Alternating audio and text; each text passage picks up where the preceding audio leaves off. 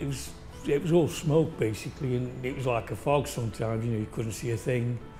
It was just bottle kiln after bottle kiln firing. Oh, it's magic. Stoke's magic, isn't it? I mean, all right, you know, it's a scruffy hole.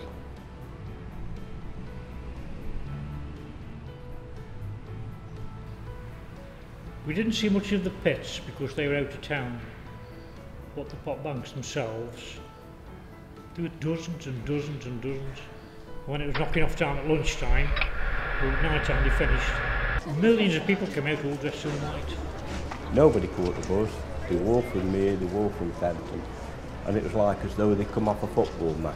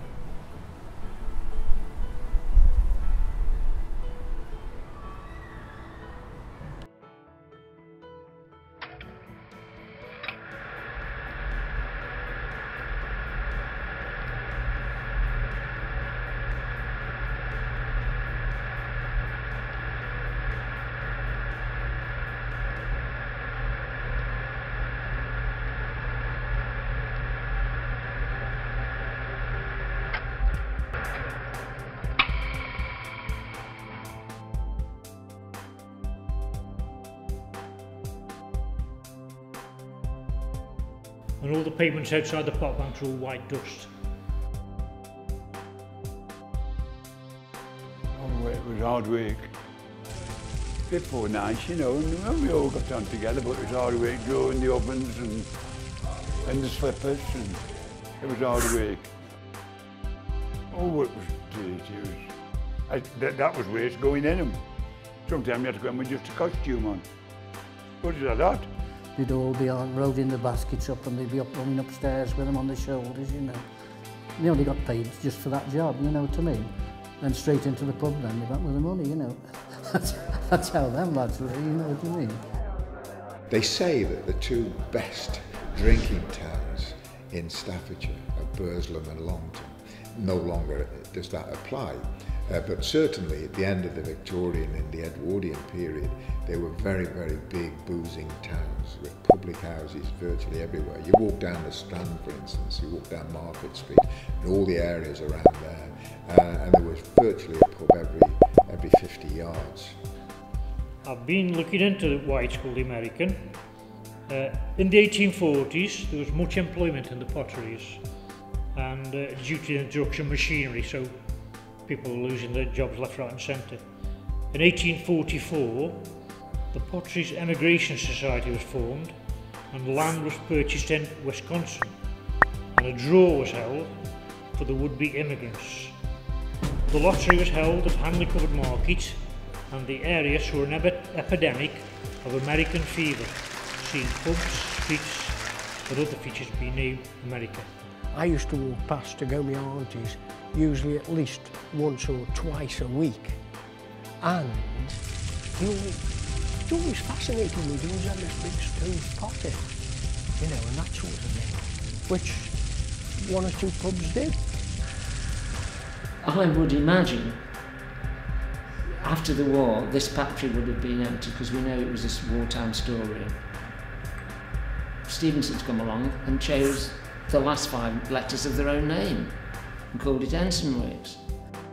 What I can remember is my uncle used to work here, and he used to make me little clay mice.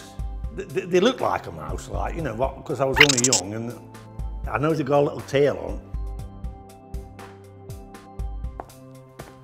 No, nobody called him Mr. Stevenson.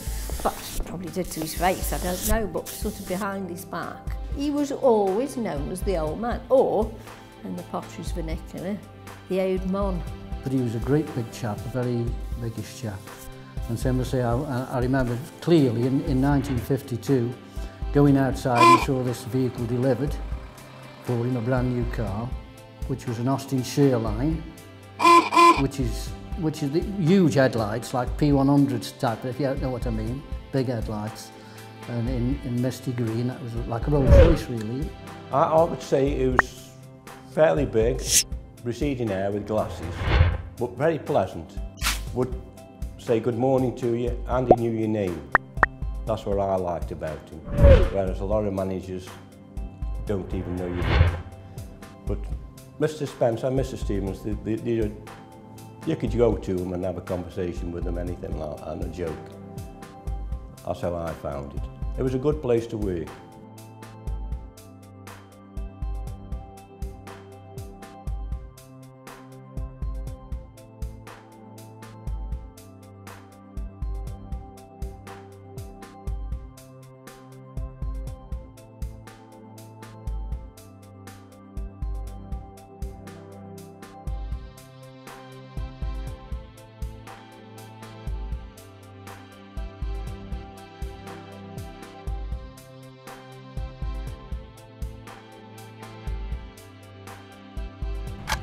In the mid-70s I was a member of the City Stoke-On-Trent Rifle and Pistol Club, which had their sort of shooting range in Gelson Street and one of the old pot banks.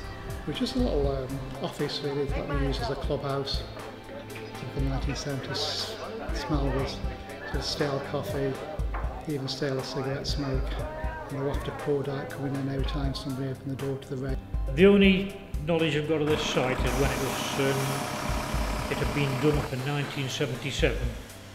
I think it's something to do with the common market, and they come round at all the roads, put nice new flags down, nice fancy posts with the stars of the community, and they made a real good job of it. And then they disappeared and it hasn't been touched since. So all the posts are getting rusty, the flagstones are lifting, these weeds growing up between them. But the only good thing that's happened is the core. They've taken it over. When I used to walk past, it was always derelict, just empty buildings.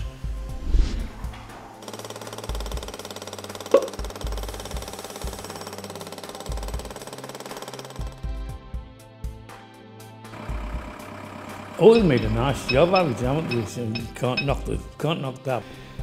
Where we are sitting in this really wonderful achievement of modern development, bringing the past into the present and making it work for the future. You've got the Enson works, you've got all these little streets that were running around them. Well, I do a lot of history walks around Longton, and I've got lots of old photos of terrace houses and little alleyways, and I have to go around and show them photos rather than the actual building that was there. And it's very important for future generations to say it's still there, and it was there in 1900, there in 1850. It's still in good nick, it's been done up, but we're very fortunate it hasn't been demolished.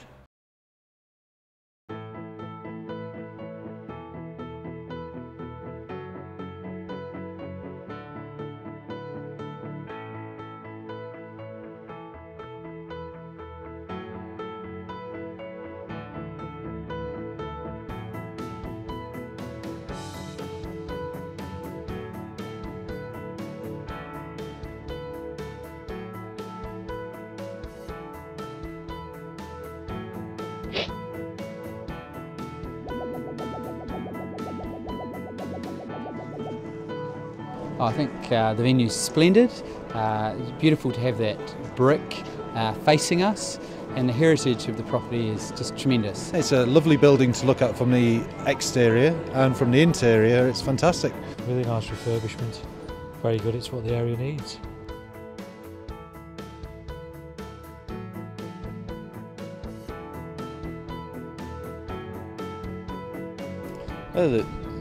Obviously the advantages are lower fuel bills, it's a lot warmer in the winter, cooler in the summer. Constantly going around checking the lights have been switched off, and we recycle now, we never did before. Because of the new insulation they've put in, that kind of stuff, we don't need the central heating on as often. The solar panels also on the roof help with the heating in the hot water, etc. That's it.